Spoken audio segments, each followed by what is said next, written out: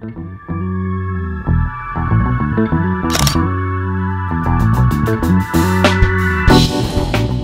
mọi người, chào mừng mọi người đã quay trở lại với Layla Indonesia.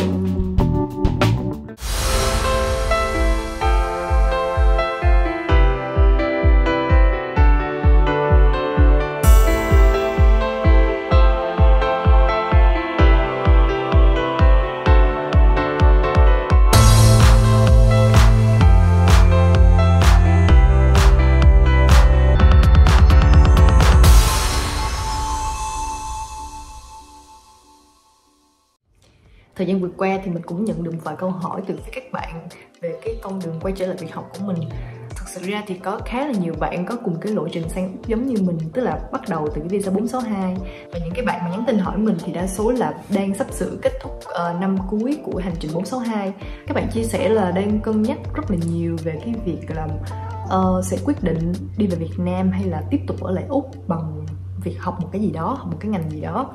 Và một trong những cái câu hỏi mình nhận được là động lực nào khiến cho mình tiếp tục ở lại Úc với việc học thay vì là trở về Việt Nam tiếp tục với cuộc sống văn phòng. Hoặc nếu như mình muốn ở Úc thì tại sao không tiếp tục với một cái công việc nào đấy để kiếm thêm thu nhập mà lại là quay trở lại với việc học. Chính vì vậy mà trong video hôm nay mình sẽ chia sẻ 5 lý do lớn nhất của mình khiến cho mình chọn đi học trở lại trong thời điểm này. Thì cái lý do đầu tiên có thể kể đến, có thể nói là do mình thích cái cuộc sống ở đây. Sau 3 năm sống ở Úc thì ngoài cái việc mà phải sống xa gia đình và thèm đồ ăn Việt Nam ra thì đối với mình cuộc sống ở đây nó rất là ổn. Mình thích cái không khí trong lành của Úc, mình thích cái việc mà sống ở một cái đất nước có 4 mùa rõ rệt trong một năm. Và cái việc mà có thể cảm nhận cảnh quan nó thay đổi theo từng tháng trong năm á, nó làm cho mình kiểu như là phải thay đổi theo á. Và mình luôn cảm nhận được một cái sự mới mẻ nào đó và luôn có một cái gì đó để mong đợi. Ngoài ra thì có thể nói mình khá là thích con người ở đây, cái kiểu họ không có can thiệp và không muốn biết quá nhiều vào cuộc sống của người khác. Hoặc cũng có thể là do mình chưa có những cái mối quan hệ nào quá thân thiết đến mức phải như vậy. Nhưng mà thật ra thì mình chỉ cần như vậy thôi. Tóm lại là mình thấy cuộc sống này nó khá là bình yên, cảnh thiên nhiên đẹp, con người đối xử với nhau tốt, biết tôn trọng lẫn nhau, và nó mang lại cho mình một cảm giác rất là an toàn. Nói chung là 8 trên 10. Tất nhiên là lúc nào mình cũng sẽ rất là nhớ cuộc sống ở Việt Nam. Kiểu lâu lâu mình cũng rất là nhớ cái cuộc sống văn phòng 18 tiếng, rồi đi làm về thì buổi chiều đi tập yoga, rồi có thể đi ăn với bạn bè, với đồng nghiệp. Cuối tuần thì mình có thể dành thời gian cho gia đình, cho anh chị em. Lâu lâu còn có thể lên tàu để về quê chơi. Thật sự thì đôi khi cũng rất là nhớ cái không khí đấy. Những cái cảm giác mà ở đây mình sẽ không bao giờ tìm thấy được, hoặc nếu như mà có thì nó cũng phần nào thôi, và nó cũng sẽ rất là khác. Đó là một trong những cái điều mà khi chọn sống ở đây thì mình phải chấp nhận là không gì có thể thay thế được cả. Nhưng mà mình nghĩ là ở mỗi giai đoạn khác nhau thì con người ta sẽ thích hợp với một cuộc sống khác nhau. Thì cái giai đoạn này mình cảm thấy muốn sống ở Úc bởi vì mình vẫn cần thêm thời gian và một cái sự cân bằng nhất định để mà cân nhắc kỹ hơn về những cái dự định lâu dài của mình. Thì có thể nói cái lý do trước nhất là cái cuộc sống ở đây mình cảm thấy trong giai đoạn này nó phù hợp với mình nhất. Lý do thứ hai, mình nghĩ là cái điều này mình sẽ có chung suy nghĩ với khá là nhiều bạn. Mình nghĩ là sẽ có rất là nhiều bạn thích cái việc mà được học trong một cái môi trường mới. Ví dụ như là đi du học. Thì cá nhân mình cái lúc mà học cấp 3 mình cũng rất là thích việc mà được đi du học. Nhất là khi đọc mấy cái quyển mình ví dụ như là Oxford Thương Yêu của Dương Thụy rồi đó, thì mơ mộng đủ kiểu luôn. Quyển mình đọc xong mình cũng muốn là được có những cái trải nghiệm như vậy, được có cái cuộc sống như vậy á. Nhưng mà trên thực tế thì chưa bao giờ mình nghĩ là mình có thể làm được điều đó cả. Mình biết là mỗi người sẽ có một cái hoàn cảnh khác nhau, mình không biết các bạn như thế nào, nhưng mà mình lớn lên ở một cái tỉnh rất là nhỏ. Thời mình còn học cấp 2 thì không có nói lấy ví dụ đâu xa cả, cái việc mà tiếp cận với internet đối với mình nó cũng là một cái trở ngại rất là lớn rồi. Không có internet, không có truyền hình cáp cái kiểu, cho nên là cái việc tiếp xúc với thông tin nó rất là hạn chế. Mình phải thừa nhận luôn là ở cái thời điểm đó cái tầm nhìn của mình nó bị giới hạn rất là nhiều, và có thể nói là tầm nhìn rất là hạn hẹp. Khi mà học cấp 3 thì cái mục tiêu duy nhất, mục tiêu lớn nhất của mình đó chỉ là đậu đại học thôi. Phải đậu đại học, bởi vì mọi người xung quanh mình nói là chỉ có cái việc đó mới có thể giúp mình đổi đời được. Và mình nghĩ là bạn bè của mình ở thời điểm đó cũng có chung cái suy nghĩ như vậy. Cho nên là mọi thứ nó đều bị lu mờ hết bởi 3 chữ đậu đại học. Bao nhiêu đó thôi là nó đủ áp lực với bọn mình rồi. Ở đâu ra mà nghĩ tới chuyện du học nữa. Và nó có một cái có thể gọi là cái quy luật ngầm cho những cái người đồng trang lứa cùng với mình ở cái thời điểm đó. Gọi là quy luật ngầm cũng không sai đâu, tại vì không cần phải nói ra, nhưng mà tự ai cũng sẽ có cái suy nghĩ đó trong đầu, tức là học xong cấp 3 thì phải vào những thành phố lớn, ví dụ như là Sài Gòn để mà học. Thì đối với nhiều người, cái việc mà có tiền trang trải cho cuộc sống của một cái thành phố lớn như vậy nó cũng là một cái vấn đề rồi, không có dám nghĩ đến những cái việc xa hơn như vậy nữa. Thì mình nghĩ là những cái bạn mà có xuất phát từ những cái tỉnh nhỏ, những cái tỉnh nghèo và không có điều kiện dư dả mấy thì sẽ hiểu cái suy nghĩ đó của mình, để mà hiểu là cái việc du học đó là một cái gì đó rất là xa vời và không thực tế đối với mình thời điểm đó. Nhưng mà bắt đầu khi mà vào đại học, khi mà mình học ở trường ngoại thương thì lúc đó mình mới cảm nhận được là cái circle, cái môi trường xung quanh mình á, nó quan trọng với một người như thế nào. Khi mà mình vào được cái trường mà mình mong muốn, mình kiểu cảm thấy mình làm được một cái gì đó rất là lớn lao, rất là tự hào.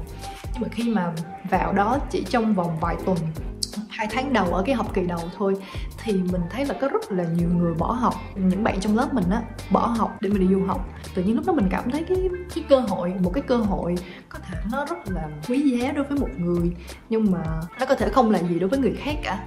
Và khi mà mình thấy mọi người update cái cuộc sống của họ ở trên mạng xã hội á, những bạn mà đi du học, khi mà mỗi ngày mình nhìn thấy nhiều thì mình mới bắt đầu suy nghĩ về cái việc đấy.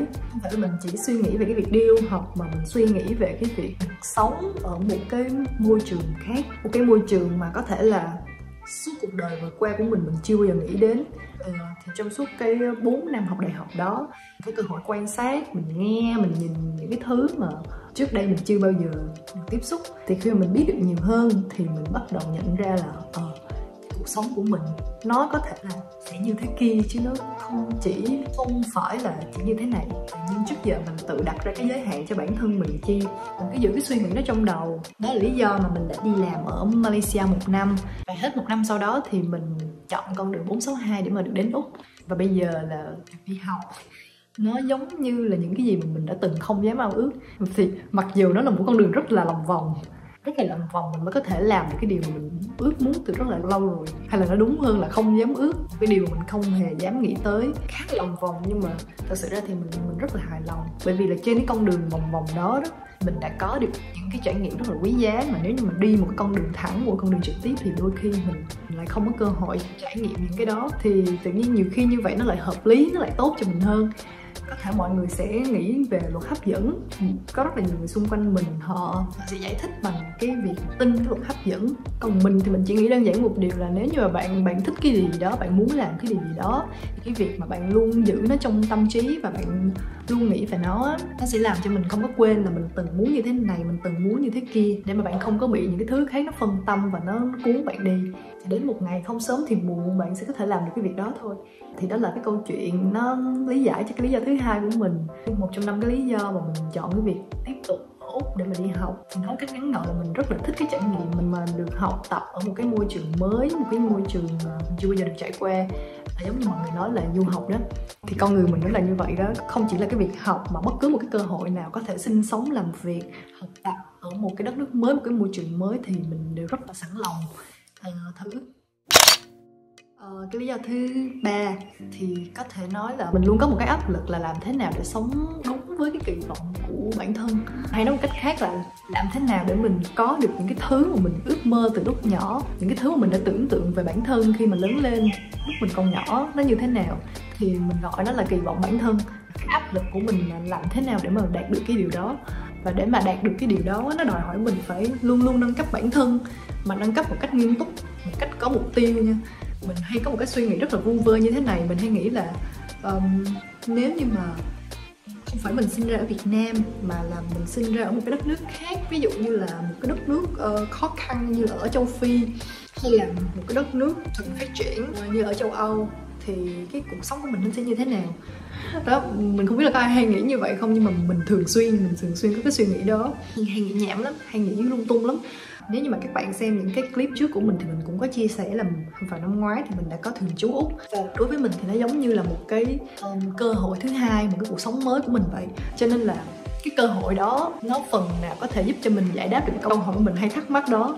Thì mình có được thường trú vào cuối năm ngoái, thì coi như năm nay là cái năm đầu tiên của mình. Cho nên là mình muốn trong vòng 2 hay 3 năm nữa bản thân mình nó phải có một cái gì đó thật sự khác, thật sự mới để mà đáp lại một cái cơ hội nó quá là vui như vậy.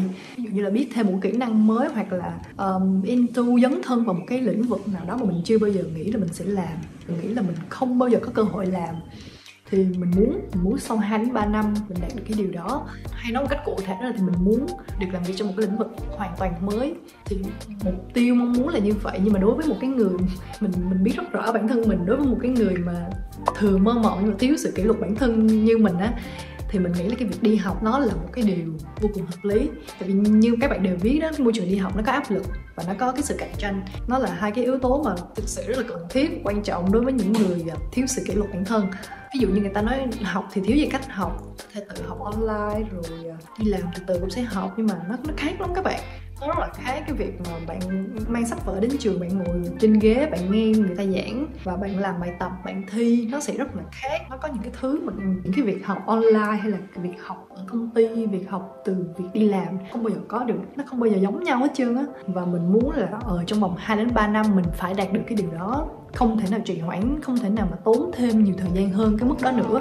Cho nên là mình nghĩ là với cái mục tiêu mình nâng cấp bản thân trong một cái thời gian như vậy thì cái việc mà đi học nó hoàn toàn hợp lý rồi, không cãi vào đâu được cả.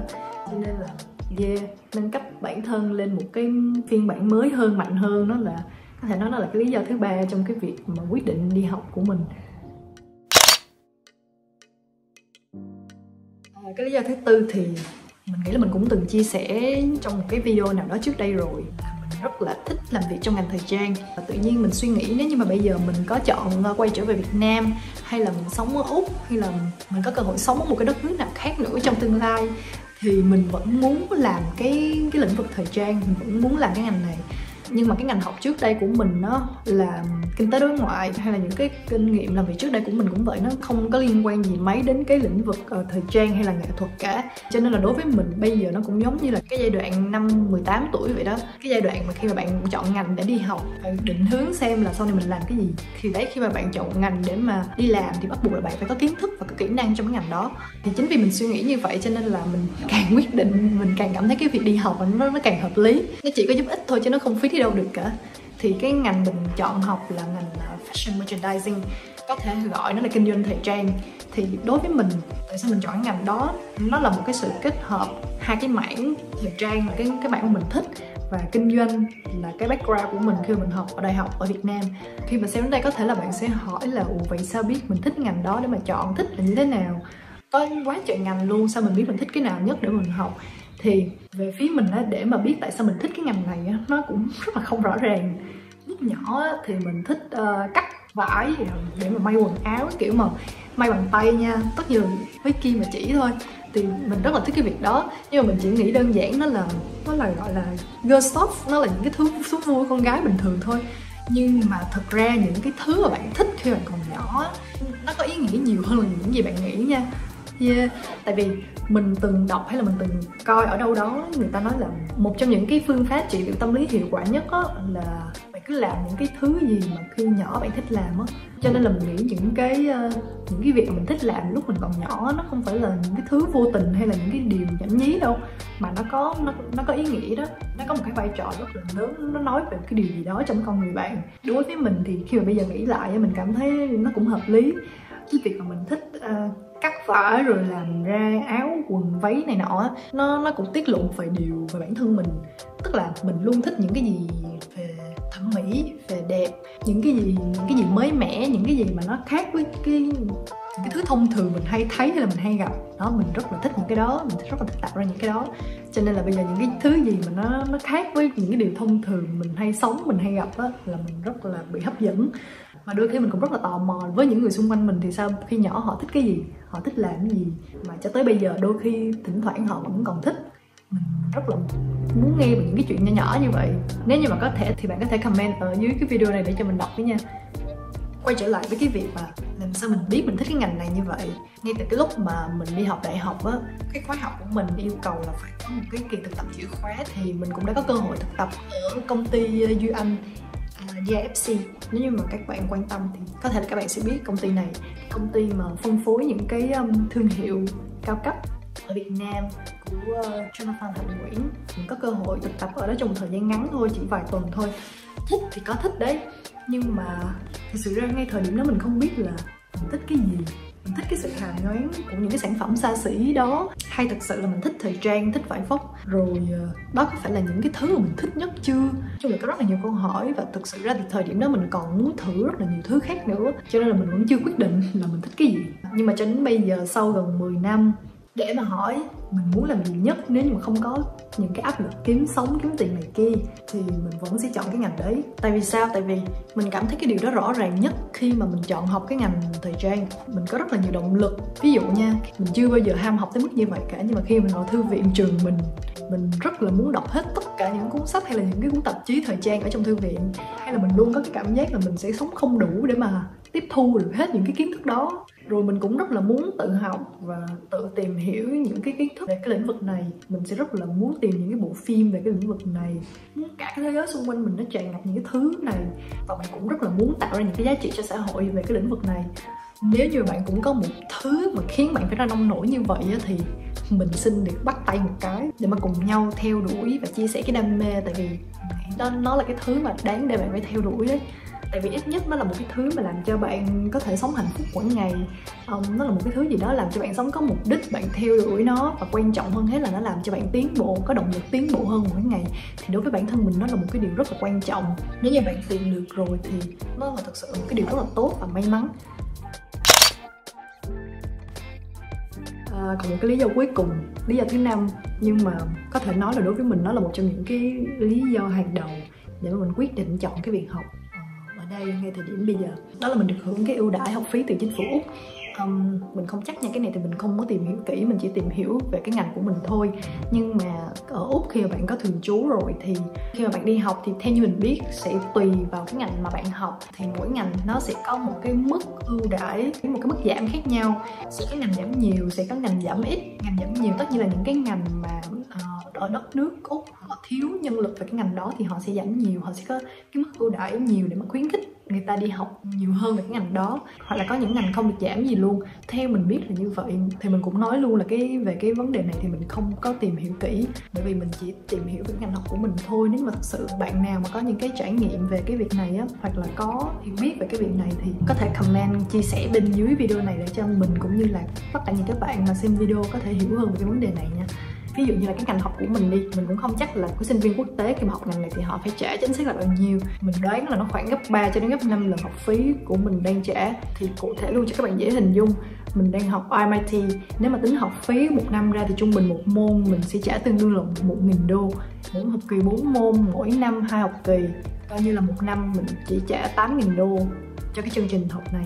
Một năm 8.000 đô. Thì nếu như mà so sánh với cái việc mà đi du học, là một cái sinh viên quốc tế và sang Úc để du học, thì con số này nó rất là nhỏ như vậy thì mình mới có thể xoay sở đủ để mà tự trang trải cái học phí cho mình. Cho nên là mình mới nói nó có thể gọi là một trong những cái lý do hàng đầu của mình khi mình quyết định đi học ở đây. Thì có thể nói đây là cái thuận lợi của mình, đó là được hỗ trợ một phần về mặt tài chính. Nhưng mà ví dụ như nếu bạn là một cái người chưa có thường trú và bạn suy nghĩ đến cái việc đi học, bạn chưa có nhận được những cái sự hỗ trợ như thế này, thì mình nghĩ là mỗi người nó sẽ có một cái lý do khác nhau, một cái lý do nào đó đủ thuyết phục để cho mình bắt đầu cái con đường này, mở ra cho bản thân mình những cái cơ hội, những cái chặng đường hoàn toàn mới mẻ cho cuộc đời của mình. Nếu như mà nói theo quan điểm cá nhân của mình á, thì mình cảm thấy nếu như cái mục tiêu của bạn nó đủ lớn và nó đủ ý nghĩa đối với bản thân bạn á, thì cái việc đi học nó là một cái sự lựa chọn rất là tuyệt vời. Đặc biệt là sau khi mà bạn kết thúc cái hành trình 462 thì mình nghĩ là 3 năm, nếu như mà bạn không có holiday quá nhiều, bạn working nhiều hơn holiday, thì mình nghĩ là cái số tiền đó hoàn toàn có thể chi trả được cho cái việc đi học.